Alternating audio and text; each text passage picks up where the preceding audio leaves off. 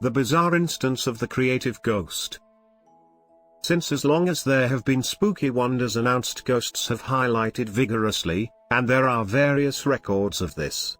The setting for this bizarre story we will take a gander at here is the tranquil town of Hartford, Connecticut, where in 1850 a Presbyterian servant by the name of Eliakim Phelps lived with his subsequent spouse, a widow who had 4 children of different ages, the most youthful being 3 and the most seasoned 16. They carried on with a generally quiet life, and Phelps had for the most part great standing around, yet things were going to stir up their peaceful home, and dispatch a dark, however extremely peculiar instance of phantom marvels for certain fairly one-of-a-kind turns. It supposedly began on Walk 10, 1850, with the Phelps family getting back from chapel to discover their home totally stripped. Furniture was thrown about all over, dishes tossed to the floor, and the entire spot in a mess. Yet as the family looked over the wreck they discovered something very dreadful and odd among dispersed furniture in one of the rooms. There, they discovered 11 little figures that appeared to have been made of garments, paper, and different articles, 10 of them female and 1 of them male. Albeit the condition of the actual room was a turbulent wreck, these dolls had been deliberately organized into a circle and set in represents that proposed they were asking, finished with small little books of scriptures in their grasp, yet the most odd thing was what sat in the focal point of the game plan. In the middle there was another doll, yet it was not human, but instead had the face of a monstrous, malicious-looking smaller person with another figure noticeable all around above it, simply hanging there as though suspending. The figures showed up when no person might have gone into the room. They were built and orchestrated, I'm persuaded, by no obvious force, with a scene troupe both wonderful and beautiful. The apparel of which the figures were developed was some way or another assembled from all pieces of the house, in spite of the exacting watch that was kept to see that nothing of the sort might actually occur. In a short space of time, such countless figures were built that it would not have been feasible for about 6 ladies turning out consistently for a few hours, to have finished their plan and pleasant scene. However, these things occurred in a short space of time, with the entire house on watch. Altogether, around 30 figures were built during this period.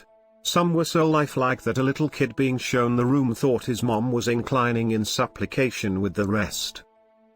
This was at that point very weird and agitating as it was, however the unexplainable marvels in the house would before long alumni to the seriously startling.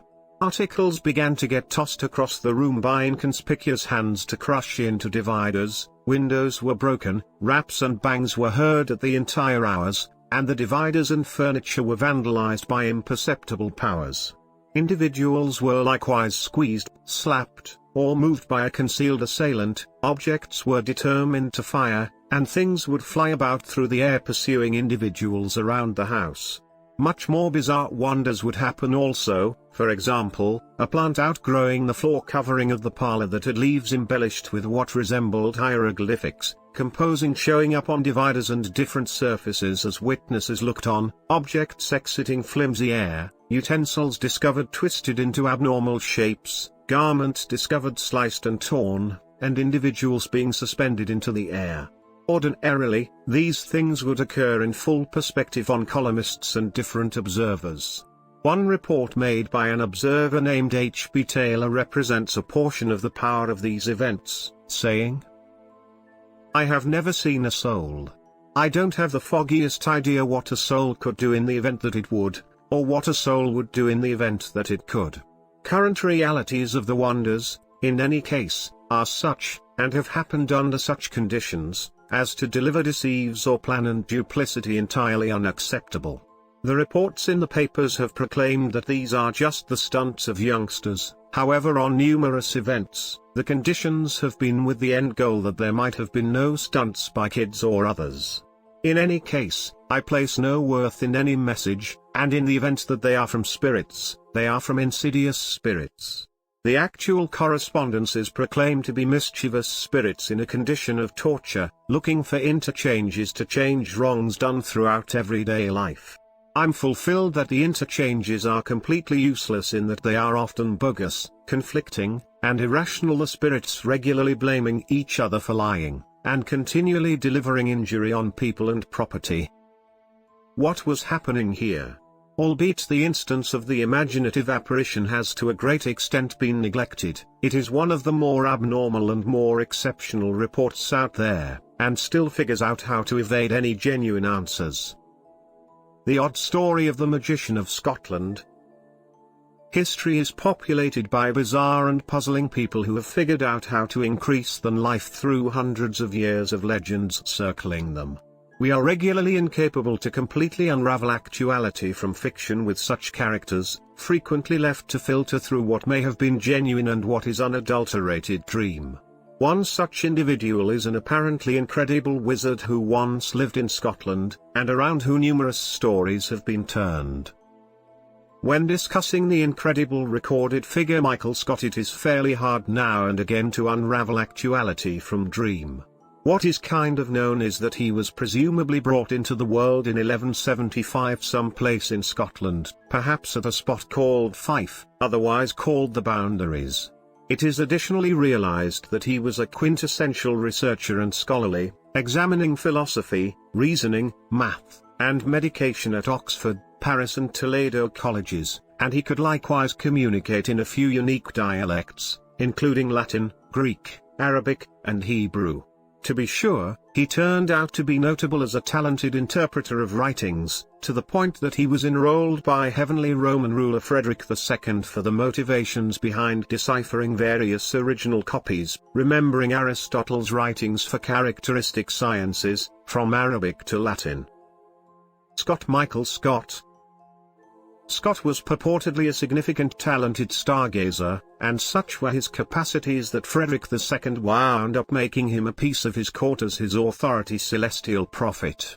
During his time at the court, Scott is said to have made many astonishing expectations that worked out, including the result of fights and different cataclysms and calamities.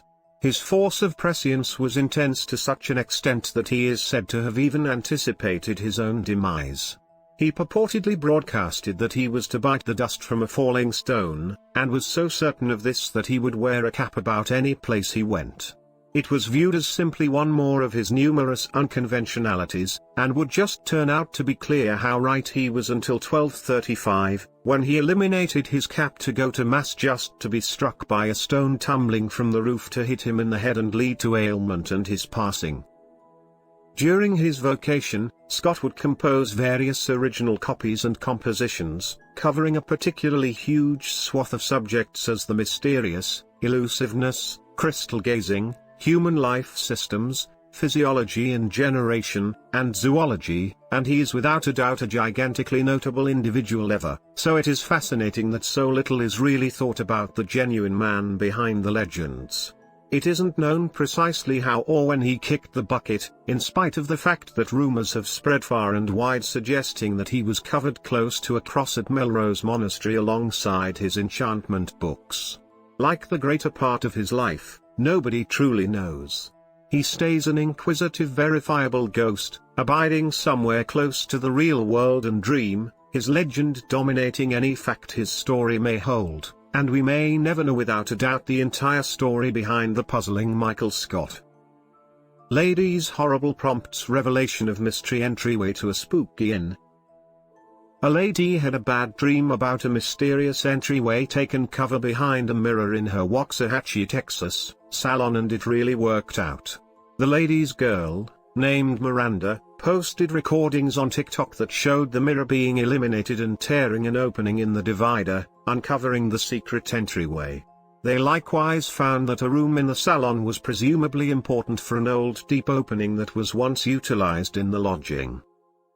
Concerning the mysterious entryway, they couldn't open it on account of a solid divider obstructing it from the opposite side. Miranda's mom imagined that on the opposite side of it there were a lot of dead bodies, so we should trust that piece of her bad dream doesn't work out. A few photos of the entryway behind the mirror can be seen here. All in all, what's on the opposite side of the entryway? The mysterious entryway prompts the Rogers Inn, which has a long history of paranormal movement. Hotel Rogers Lodging. Developed back in 1912, The primary inn was inherent 1856 however was obliterated by a fire. The Rogers Inn was a notable area where a few VIPs remained at, for example, plain Sinatra just as expert baseball players who were visiting the area for spring preparing. Curiously, Bonnie and Clyde were additionally said to have remained there.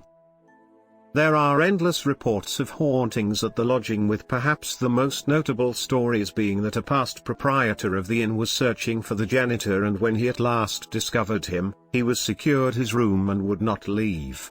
The man told the proprietor that somebody had thumped on his entryway the earlier night, which was weird since no one would have been at the lodging since it was being revamped.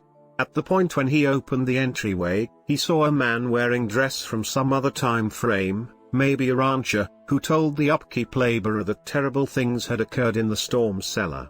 He at that point vanished, which made the laborer lock himself in his room and quit his place of employment the next day. Other paranormal action incorporates staff individuals and guests hearing unexplained strides, incorporeal voices, and seeing nebulous visions, explicitly on the fourth floor. Others have heard the entryway handles shaking when no one was on the opposite side. Rogers Inn, frequented spots. That is unquestionably one frightening area, so Miranda's mom ought to presumably be appreciative that there's a solid divider between the lodging and the salon.